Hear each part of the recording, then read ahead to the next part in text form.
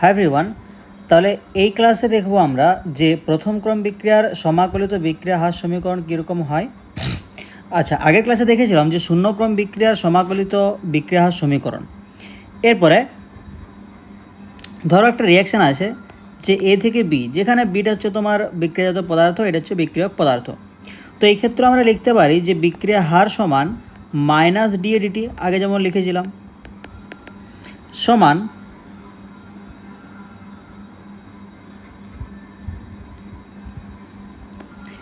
K into A to the power one. আগের ক্ষেত্রে কী লিখেছিলাম? K into A to the power zero, কারণ সেই ক্ষেত্রে হচ্ছে শূন্য ক্রমের বিক্রিয়া। কিন্তু এই ক্ষেত্রে যেহেতু প্রথম ক্রম বিক্রিয়া, তার জন্য আমাদের লিখতে হবে যে এ টু দি পাওয়ার ওয়ান, কারণ পাওয়ারে যেটাই থাকে সেটা হচ্ছে ওর ক্রম। ঠিক আছে, তাহলে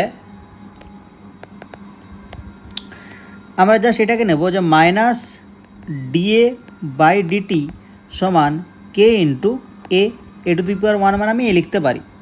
এরপর এখানে ইন্টিগ্রেশনের আর একটা ফর্মুলা বলছি, যেমন ডিএক্সের ইন্টিগ্রেশন করলে এক্স পাওয়া যায়, সাথে ইন্টিগ্রেশন কনস্ট্যান্ট থাকে, আর যদি লিমিট দেওয়া হয় কোনো ইন্টিগ্রেশন কনস্ট্যান্ট থাকেনি। একইভাবে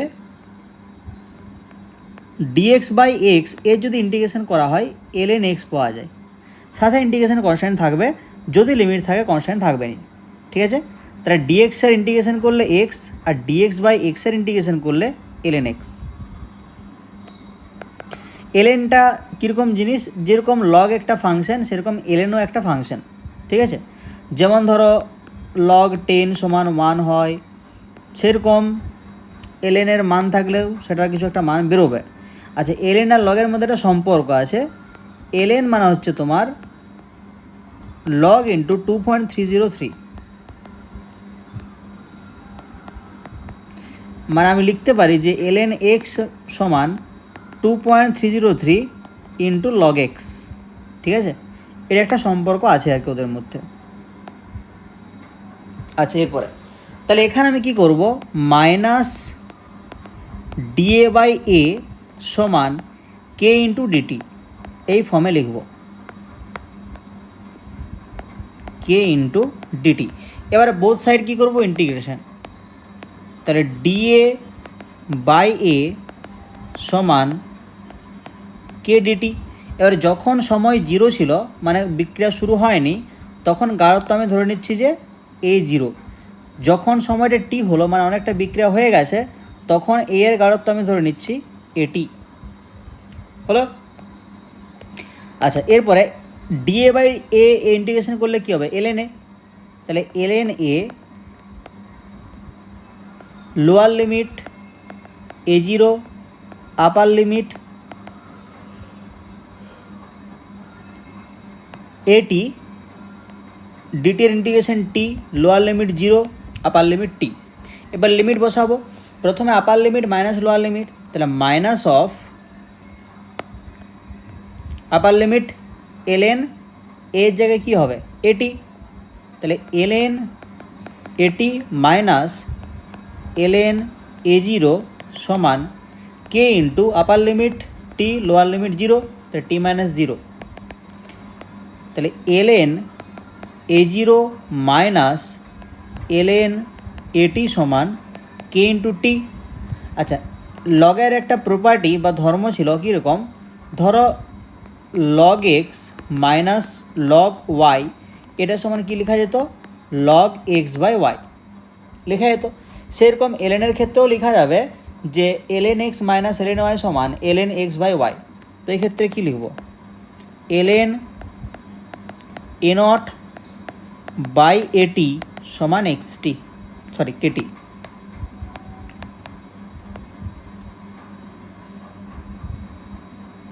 ঠিক আছে, তাহলে শূন্য ক্রমের ক্ষেত্রে কী পেয়েছিলাম? এ জিরো মাইনাস এটি সমান কেটি। এই প্রথম ক্রমের ক্ষেত্রে কী পেলাম? LN A zero by AT সমান কেটি। হলো? আচ্ছা, এরপরে তাহলে যেখানে এ জিরোটা হচ্ছে তোমার প্রাথমিক গাঢ়ত্ব, এটিটা হচ্ছে টি সময় পরে ওই বিক্রিয়কের গাঢ়ত্ব। এরপরে এটার আরেকটা ফর্ম আছে, এই যে সমীকরণটা লিখেছি এর আরেকটা রূপ আছে। কীরকম রূপ? যদি বিক্রিয়কের গাঢ়ত্ব আমি এ ধরি, স্মল এ, তাহলে বিক্রিয়কের প্রাথমিক গাঢ়ত্ব হচ্ছে স্মল এ। এরপরে যদি টি সময়ে এক্স পরিমাণ বিক্রিয়া করে, কি বললাম, টি সময়ে এক্স পরিমাণ বিক্রিয়া করে, তাহলে আগে গাঢ়ত্ব ছিল এ, টি সময়ে এক্স পরিমাণ বিক্রিয়া করে নিয়েছে, তাহলে কতটা পড়ে থাকবে, এ মাইনাস এক্স।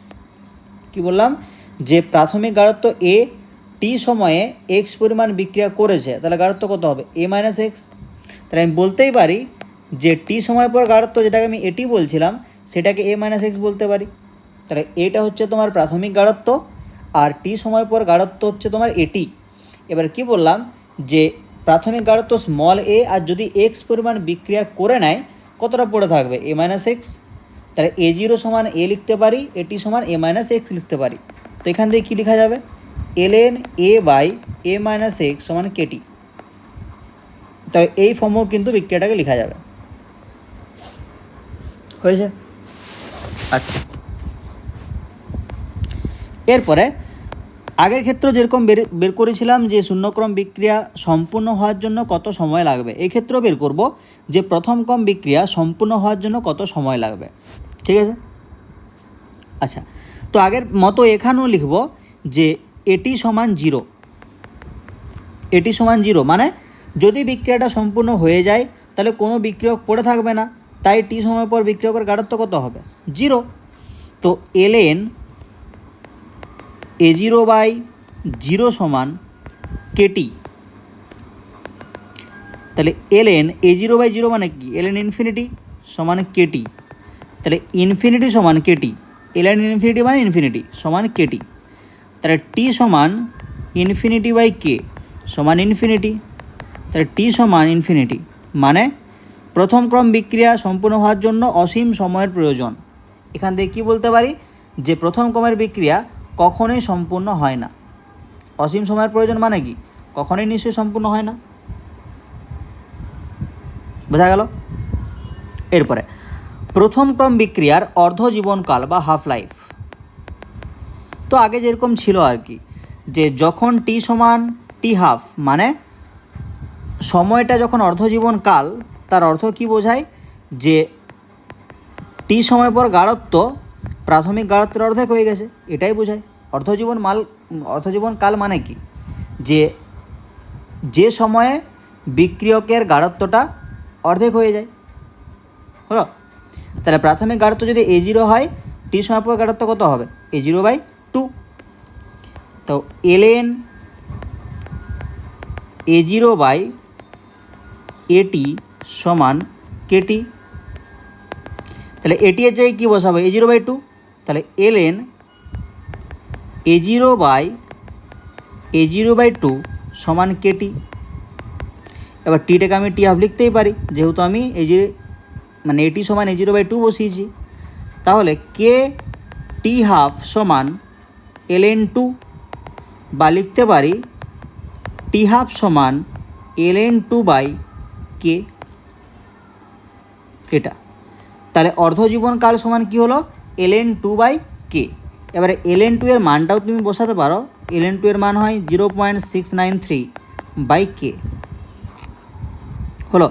তাই 0.693কে কে দিয়ে ভাগ করলেই অর্ধজীবনকালটা পাওয়া যায়। অর্ধজীবনকাল মানে যে সময়ে বিক্রিয়কের প্রাথমিক গাঢ়ত্বটা অর্ধেক হয়ে যায়। ক্লিয়ার? এরপরে এন সংখ্যক অর্ধজীবনকাল বা অর্ধায়ুর পর বিক্রিয়কের গাঢ়ত্ব। কি বললাম, এন সংখ্যক অর্ধায়ুর পর বিক্রিয়কের গাঢ়ত্ব। তাহলে এন সংখ্যক অর্ধায়ু মানে কি, এবারে প্রথম অর্ধায়ুর পর গাঢ়ত্ব কী হবে, প্রথম অর্ধায়ুর পর বিক্রিয়কের গাঢ়ত্ব। হয়েছে? তাহলে প্রাথমিক গাঢ়ত্ব কী ছিল, এ জিরো। তাহলে যখনই একটা অর্ধায়ু কমপ্লিট হবে, অর্ধায়ু মানে যে সময় গাঢ়ত্বটা অর্ধেক হচ্ছে আর কি, তাহলে যখনই একটা অর্ধায়ু হয়ে যাবে গাঢ়ত্ব কত হবে, বিক্রিয়কের গাঢ়ত্ব সমান এ জিরো বাই টু, অর্ধেক হয়ে গেল। দ্বিতীয় অর্ধায়ু, তাহলে প্রথম অর্ধায়ুর পর যে গাঢ়ত্বটা হলো সেটা আবার অর্ধেক হয়ে যাবে, তাহলে half into A zero by two, A zero by two. তৃতীয় অর্ধায়ুর পর, তাহলে দ্বিতীয় অর্ধায়ুর পর যে গাঢ়ত্বটা হলো তারও অর্ধেক হয়ে যাবে, তাহলে হাফ ইন্টু A0/2 সমান লিখতে পারি 1/2² A0/2। চতুর্থ অধ্যায়ের উপর আবার হাফ গুণ হবে, তাহলে 1/2³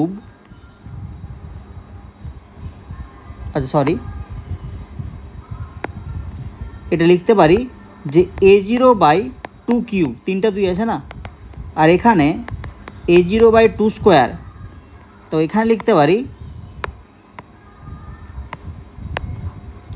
1/2 ইন্টু A0/3³ 2³। তৃতীয় অধ্যায়ের পর যে গাঢ়ত্বটা হয়েছিল তারও অর্ধেক হয়ে যাবে চতুর্থের পরে, তাহলে সমান কি হবে A0/2⁴ হলো। তাহলে দেখো যে যত সংখ্যক অর্ধায়ু হচ্ছে 2 এর পাওয়ারটা তত হচ্ছে। তাহলে দ্বিতীয় অর্ধায়ের পর A0/2², তৃতীয়র পর A0/3², চতুর্থের পর A0/2⁴, n সংখ্যক অর্ধায়ের পর কী হবে তাহলে A0/2n হলো। তাহলে n সংখ্যক অর্ধায়ের পর বিক্রিয়কের গাঢ়ত্ব কত হবে A0/2n। আচ্ছা, এরপরে n-তম ভগ্নাংশ বিক্রিয়ক বিক্রিয়া করার জন্য প্রয়োজনীয় সময়।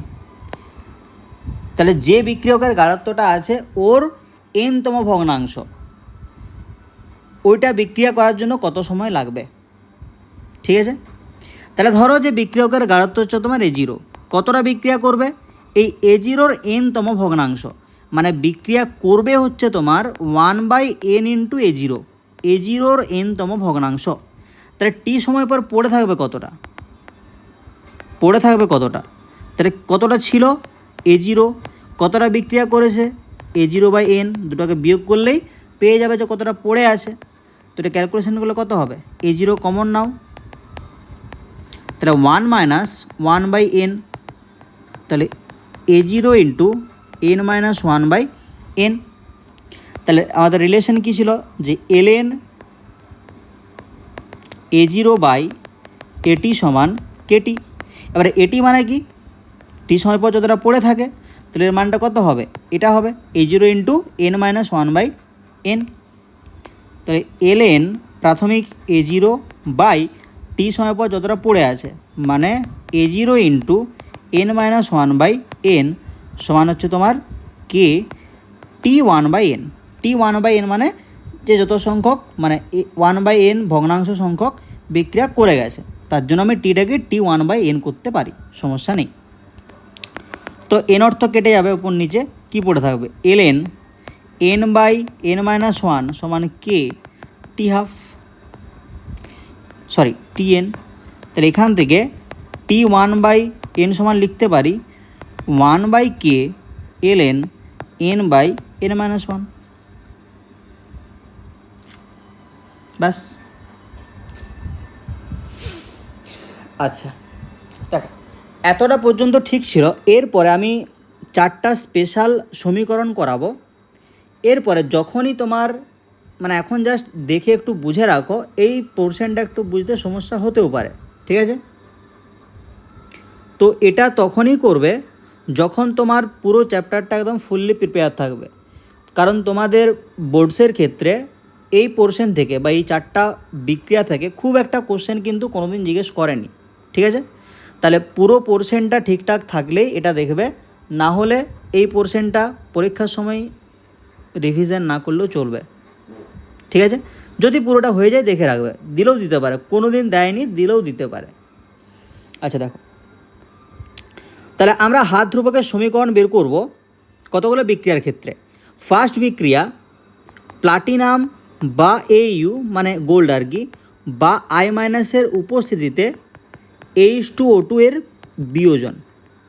তাহলে প্লাটিনাম বা গোল্ড বা আয়োডিন মাইনাস এর উপস্থিতিতে যদি H2O2 বিয়োজিত হয়, তাহলে তার হার সমীকরণটা কীরকম দেখতে হয় বা হাত ধ্রুবকটা কী করে বের করবে, ঠিক আছে।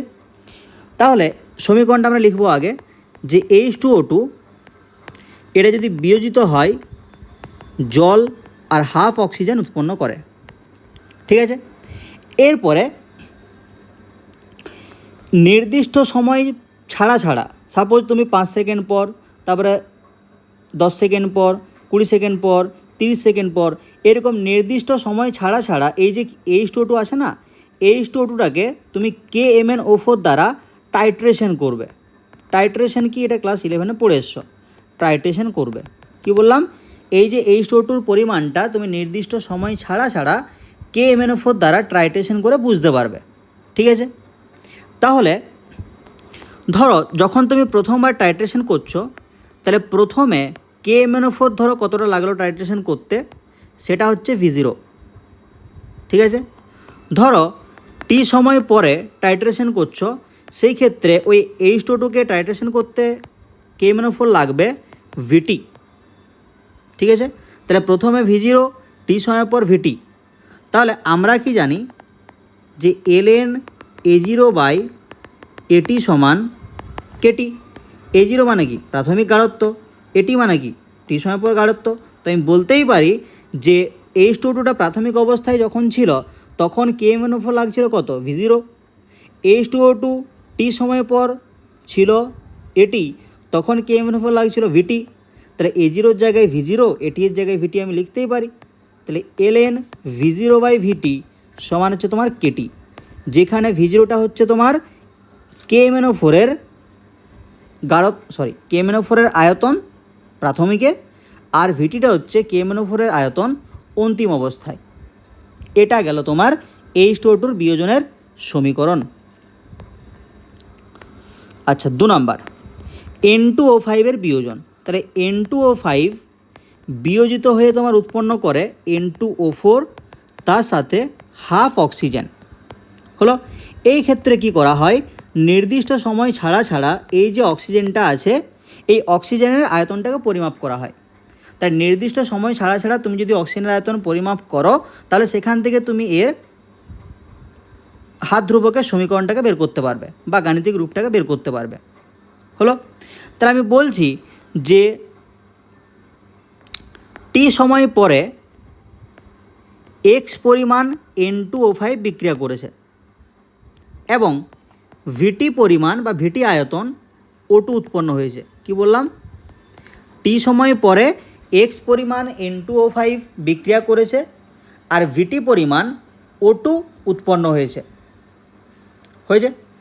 আচ্ছা, অসীম সময় মানে অনেকক্ষণ পর, তাহলে অনেকক্ষণ পর কি হবে, প্রায় সব N2O5টাই বিক্রিয়া করবে নাকি। তাহলে N2O5-এর ধরো প্রাথমিক গাঢ়ত্ব A ছিল, টি সময় পরে, তাহলে প্রাথমিক হচ্ছে তোমার আর অন্তিম, তাহলে প্রাথমিক গাঢ়ত্ব A ছিল, টি সময় পরে গাঢ়ত্ব হচ্ছে A-X, মানে X পরিমাণ বিক্রিয়া করেছে। তো আমি এখানে কি বললাম যে টি সময় পরে X পরিমাণ বিক্রিয়া করেছে আর উৎপন্ন হয়েছে কত, VT। অসীম সময়ের পর কি হবে, অসীম সময় পরে দেখো, অসীম সময় পর কি হবে, সবটাই বিক্রিয়া করে যাবে, তাহলে কোনো N2O5 পড়ে থাকবে নি নাকি। তাহলে N2O5 কিছু থাকবে নি, কিন্তু N2O4 আর O2 পুরোটাই উৎপন্ন হয়ে যাবে। তাহলে যতটা N2O5 ছিল ততটাই N2O4 আর অক্সিজেন উৎপন্ন হয়ে যাবে, বা যে পরিমাণ N2O5 ছিল সেই পরিমাণ বা ততটা সমানুপাতে N2O4 আর অক্সিজেন তৈরি হবে। এটা অসীম সময়। তাহলে আমি অসীম সময় বলতে পারি যে N2O4 পুরো পরিমাণে বিক্রিয়া করে গেছে। ঠিক আছে, তাহলে এ পরিমাণেই বিক্রিয়া করে গেছে, উৎপন্ন হয়েছে কত, V∞ পরিমাণ হলো। তাহলে এই প্রথম ক্ষেত্রে আমি বলতে পারি যে X সংখ্যক বা X পরিমাণ যদি বিক্রিয়া করে আর VT যদি উৎপন্ন হয়, তাহলে X proportional to VT। X মানে কি, যতটা বিক্রিয়া করেছে, আর VT মানে যতটা আয়তন অক্সিজেন উৎপন্ন হয়েছে। তো বিক্রিয়া করার পরিমাণ যত বাড়বে অক্সিজেনের আয়তনও তত বাড়বে, তার জন্য X প্রপোর্শনাল টু VT। দ্বিতীয় ক্ষেত্রে কি বলতে পারি যে A প্রপোর্শনাল টু V∞, নাকি। তাহলে প্রাথমিক গাঢ়ত্ব যত বেশি হবে অসীম সময় পরে অক্সিজেনের আয়তনও তত বেশি হবে, তার জন্য বলতে পারি যে ওই গাঢ়ত্বটা V∞-র সাথে সমানুপাতিক। এরপরে আমরা সমীকরণ কি জানতাম যে ln A/A-X সমান কেটি। এবারে এর জায়গায় আমরা বসাতেই পারি ভি ইনফিনিটি, এক্সের জায়গায় বসাতেই পারি ভিটি। তাহলে ln V infinity by V infinity minus VT সমান কেটি হলো। আচ্ছা, এরপরে 3 নাম্বার, স্থির আয়তনে যদি কোনো গ্যাসীয় বিক্রিয়া হয়, গ্যাসীয় প্রথম ক্রমের বিক্রিয়া, সেই ক্ষেত্রে তুমি তার সমীকরণটা কী করে বের করবে, হার সমীকরণটা বা তার হার ধ্রুবকের সমীকরণটা কী করে বের করবে। তাহলে ধরো এ গ্যাস, এখান থেকে B gas plus C gas উৎপন্ন হচ্ছে। আমি বলছি যে যখন মানে টাইমটা 0 ছিল বা বিক্রিয়া শুরু হয়নি, এ চাপ হচ্ছে পিআই, বিক্রিয়া হয়নি, তাহলে বি আর সি তো এখানে থাকবে না। বি আর সি যদি না থাকে তাহলে চাপ 0 হবে। ঠিক আছে, টি সমান টি মানে টি সময় পরে আমি ধরে নিচ্ছি যে এর এক্স পরিমাণ চাপ কমেছে, তাহলে এর যত চাপ কমবে এদের চাপ ততটাই বাড়বে। তাহলে এখান থেকে বলা যায় যে প্রাথমিক অবস্থায় এর গাঢ়ত্ব যেখানে A0 ছিল, ওই A0 প্রপোর্শনাল টু পিআই নাকি। তাহলে যখন বিক্রিয়া হয়নি এর গাঢ়ত্ব যত বেশি হবে তার চাপও তত বেশি হবে। তার জন্য বলতেই পারি যে প্রাথমিক অবস্থায় এর যে গাঢ়ত্ব A0 ওটা পিআইয়ের সাথে সমানুপাতিক, যে প্রাথমিক অবস্থায় এর যত বেশি গাঢ়ত্ব তার চাপও তত বেশি। ক্লিয়ার? এরপরে যখন টি সময় হয়ে গেল তখন মোট চাপ কত আছে দেখো। মোট চাপ আমি ধরে নিচ্ছি যে মোট চাপ হচ্ছে পিটি। তো পিটি এর মান কত হবে, এর চাপ প্লাস বি এর চাপ প্লাস সি এর চাপ। তাহলে PI minus x plus x plus x. তো এখান থেকে তুমি যদি এক্সের মানটা বের করো কি আসবে, পিটি মাইনাস পিআই। এই যে মাইনাস এক্স প্লাস এক্স কেটে গেল, তাহলে এক্স সমান কত হবে, পিটি মাইনাস পিআই। তো টি সময় পরে আমি ধরে নিচ্ছি যে এর গাঢ়ত্ব হচ্ছে এটি। তাহলে এটিটা কার সমানুপাতিক হবে, টি সময় পরে এর চাপ কত, পি মাইনাস এক্স। তাহলে যদি প্রাথমিক গাঢ়ত্বের সাথে প্রাথমিক চাপটা সমানুপাতিক হয়, তাহলে অন্তিম গাঢ়ত্ব বা টি সময় পর গাঢ়ত্ব এটি ওর সাথে টি সময় পর চাপটা সমানুপাতিক। তাহলে পিআই মাইনাস এক্স এটাও সমানুপাতিক। এক্সের মান পুট করো, তাহলে proportional to PI minus PT minus PI. তাহলে proportional to two PI minus PT. তাহলে A0 সাথে পিআই হচ্ছে সমানুপাতিক, এ টি এর সাথে 2পিআই মাইনাস পিটি হচ্ছে সমানুপাতিক। তো আমি বলতেই পারি যে ln A0 বাই এটি সমান কেটি। A0 জায়গায় আমি পিআই বসাবো, এটি এর জায়গায় 2পিআই মাইনাস পিটি বসাবো। তাহলে ln পিআই বাই 2পিআই মাইনাস পিটি সমান কেটি। ক্লিয়ার? তাহলে এইভাবে গ্যাসীয় বিক্রিয়ার ক্ষেত্রে তার হার ধ্রুবকের সমীকরণ বের করানো যায়। এরপরে 4 নাম্বার, আম্লিক মাধ্যমে এ স্টারের আদ্র বিশ্লেষণ। তাহলে এ স্টার মানে আমি ধরে নিচ্ছি CH3 C double O CH3, এটা একটা এ স্টার। AQ মানে অ্যাকোয়াস বা জলীয়। এখানে তুমি জল দিয়ে দিলে তাহলে এ স্টারটা ভেঙে অ্যালকোহল আর অ্যাসিড তৈরি করবে। তাহলে এই যে CH3CO এই পোর্শন থেকে অ্যাসিড তৈরি হয়, তাহলে CH3C ডবল OH হবে, এটা হচ্ছে অ্যাসিড একটা। আর নেক্সট পোর্শন OCH3, এখান থেকে একটা অ্যালকোহল তৈরি হবে। অ্যালকোহল কী পাবো, CH3OH। ব্যাস, অ্যাসিড অ্যালকোহল পেয়ে গেছি। এরপরে যখন ধরো বিক্রিয়া শুরু হয়নি, আমি ধরে নিচ্ছি এর গাঢ়ত্ব A। এবার জল তো অফুরন্ত থাকে, তার জন্য ওর গাঢ়ত্ব দেখার দরকার নেই, এইগুলো 0 0 হবে। যখন টি সময় হয়ে গেছে তখন এর গাঢ়ত্ব যতটা কমবে এদের গাঢ়ত্বটা তত করেই বাড়বে। ঠিক আছে, যখন ইনফিনিটি তখন তো এই স্টারটা পুরোটাই বিক্রিয়া করে গেছে, তাহলে ওর গাঢ়ত্ব 0 হবে, আর এইগুলো এ পরিমাণ উৎপন্ন হবে, তাই না। যদি এ থেকে 0 হয়ে যায় মানে পুরোটাই বিক্রিয়া করে যায়, তাহলে এরা এ করেই উৎপন্ন হবে। এরপরে তাহলে তুমি নির্দিষ্ট সময় পরে কি করবে, এই যে দ্রবণটা আছে তাহলে দ্রবণের মধ্যে কি কি আছে দেখো। একটা বিকারে দ্রবণটা আছে, তো দ্রবণের মধ্যে তোমার এ স্টার আছে, অ্যাসিড আছে আর অ্যালকোহল আছে। ঠিক আছে, তো একটা নির্দিষ্ট সময় পরে পরে এই দ্রবণটাকে তুমি NaOH দ্বারা টাইট্রেশন করবে। হলো? তাহলে NaOH দ্বারা যদি টাইট্রেশন করো, এদের মধ্যে কে বিক্রিয়া করবে? NaOHটা ক্ষার, তো এখানে শুধুমাত্র অ্যাসিডটাই বিক্রিয়া করবে, আর কিন্তু কেউ বিক্রিয়া করবে না। আমি ধরে নিচ্ছি যে যখন সময়টা 0 বা সময়টা t মানে t সময় পরে বা সময়টা ইনফিনিটি অসীম সময় পরে, তখন ওই যে প্রয়োজনীয় NH তার পরিমাণ হচ্ছে V0, VT আর V ইনফিনিটি। কথাটা বোঝা গেল? তাহলে যখন সময়টা 0 তখন তোমার NaOH কতটা লাগছে? V0। যখন সময়টা t তখন তোমার NaOH লাগছে VT। আর যখন সময়টা ইনফিনিটি মানে অসীম সময় পর, যখন CH3COOH বা অ্যাসিডটার গাঢ়ত্ব হচ্ছে A, তখন কত লাগছে NaOH? V infinity. বোঝা গেল? তাহলে এখান থেকে দুটো জিনিস লেখা যায় যে x proportional to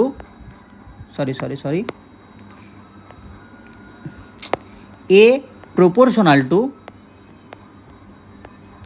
V infinity minus V0। হলো? মানে এই A পরিমাণ অ্যাসিডকে টাইট্রেশন করতে NaOH কতটা লাগবে? অসীম সময়ের NaOH-এর পরিমাণ মাইনাস প্রাথমিক অবস্থায় NaOH-এর পরিমাণ। এটা বিয়োগ করে দিলেই তুমি পেয়ে যাবে যে A গাঢ়ত্বের CH3COOH-কে টাইট্রেশন করতে কতটা NaOH লাগবে। A মাইনাস এক্স এই পরিমাণ অ্যাসিডকে টাইট্রেশন করতে কতটা লাগবে? V infinity minus VT। Clear? তাহলে এখানে দুটো জিনিস মনে রাখবে যে CH3COOH-এর গাঢ়ত্ব যদি A হয়ে যায়, সেটাকে টাইট্রেশন করতে কত NaOH লাগবে? V infinity minus V0। আর A মাইনাস এক্স পরিমাণ CH3COOH-কে টাইট্রেশন করতে কতটা লাগবে? V infinity minus VT। ঠিক আছে?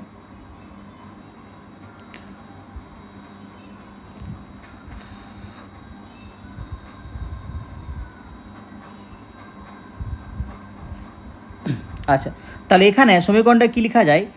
ln A by A minus X সমান KT। তাহলে ln এর মান কত? V infinity minus V0। A minus এক্সের মান V ইনফিনিটি মাইনাস VT সমান KT। তাহলে এই লাস্টের যে চারটা সমীকরণ করালাম, এখানে হয়তো আমি যেটা প্রেডিক্ট করছি যে কিছু প্রবলেম থাকলেও থেকে থাকতে পারে, কারণ সমীকরণগুলোই এরকম বা ডেরিভেশনটাই এরকম, চারটারই ডেরিভেশন প্রায় 4 রকমের। ঠিক আছে? তো এই জন্য পরীক্ষা এগুলো খুব একটা জিজ্ঞেস করে না। তাও যদি পুরো চ্যাপ্টারটা ঠিকঠাক হয়ে থাকে, এগুলো একটু মনে রাখার চেষ্টা করবে। এবারে যদি কোথাও বুঝতে অসুবিধা হয় আমাকে জিজ্ঞেস করে নেবে। ওকে? তাহলে নেক্সট ক্লাসে ছদ্ম প্রথম ক্রম বিক্রিয়া ওখান থেকে শুরু করব। এই ক্লাসে এতটাই থাক। ওকে? Thank you.